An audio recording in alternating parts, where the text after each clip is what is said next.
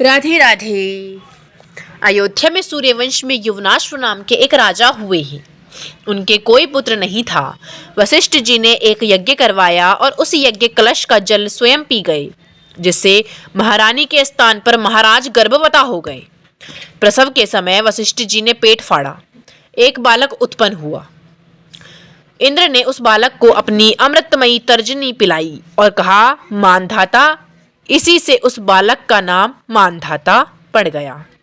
राम जी चुपचाप मुस्कुरा रहे थे। एक सखी ने कहा, अरे बहन, ये पहेलियों का उत्तर नहीं दे पाएंगे, अतः पहेलियां बंद कर दी जाएं। इतने में दूसरी सखी ने कहा, हमने सुना है अवध में माता पिता की आवश्यकता ही नहीं होती, खीर खाओ और बच्चे उत्पन्न करो। अब लक्ष्मण जी से नहीं रहा गया।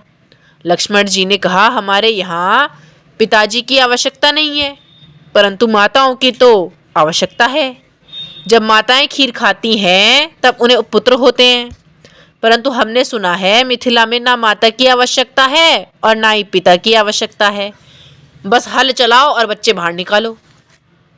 यह सुनकर सखियों ने कहा, इसमें भी हमारी मिथिला की ही विशेषता है, क्योंकि खीर बनाने में कई वस्तुओं की आवश्यकता पड़ती है। दूध, चावल और चीनी, ये तीन तो प्रमुख होती हैं। उसके अतिरिक्त बहुत सी मेवाएं भी पड़ती हैं। यदि मेवाएं नहीं भी डालो तो इन तीनों के अतिरिक्त खीर नहीं बन सकती। जो कार्य अयोध्या की खीर करती है, वो कार्य हमारे मिथिला की मिट्टी करती है। सखियों के वचन सुनकर लक्ष्मण जी ने कहा, मैया, ये सखियां तो हर प्रकार से हमारी टांग खींच रही हैं। राम जी ने कहा, और बोलो बढ़ चढ़ के, जब हम सभी चुप हैं तो तुम्हें भी चुप रहना चाहिए, बीच में बोले ही क्यों? लक्ष्मण जी ने कहा, मुझे लगा जब ये सभी इतना परिहास कर रही हैं तो छोटा सा परिहास मैं भी कर लूं, इसीलिए मैंने ऐसा बोला था। अब तो आप भोजन प्रारंभ करो, नहीं तो ये फिर किसी बात से हमारा उपहास करने लग जाएंगी। फिर तो राम जी ने भोजन प्रारंभ कर दिया।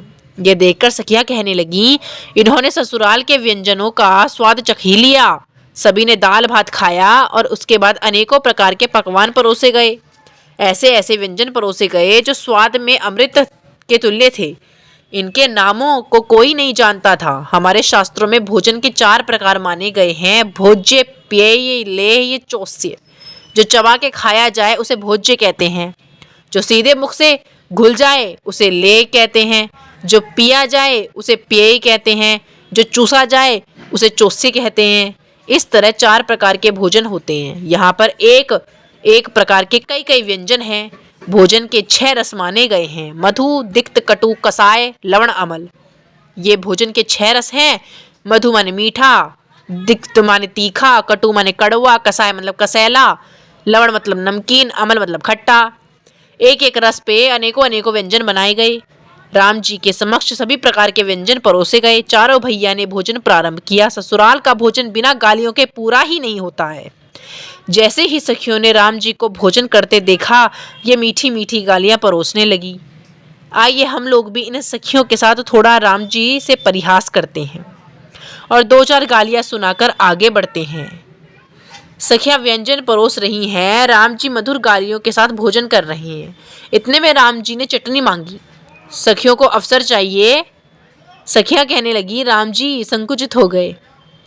राम जी ने विचार किया, ये सखियां कोई भी अवसर नहीं छोड़ रही हैं। अब तो राम जी ने सिर नीचा करके भोजन करने लग गए। तब एक सखी ने कहा, सखी ने देखा इन गालियों को सुनकर राम जी तो कुछ नहीं बोल रहे, परंतु लक्ष्मण जी और शत्रुघ्न जी थोड़ा बुरा मानने लगे हैं।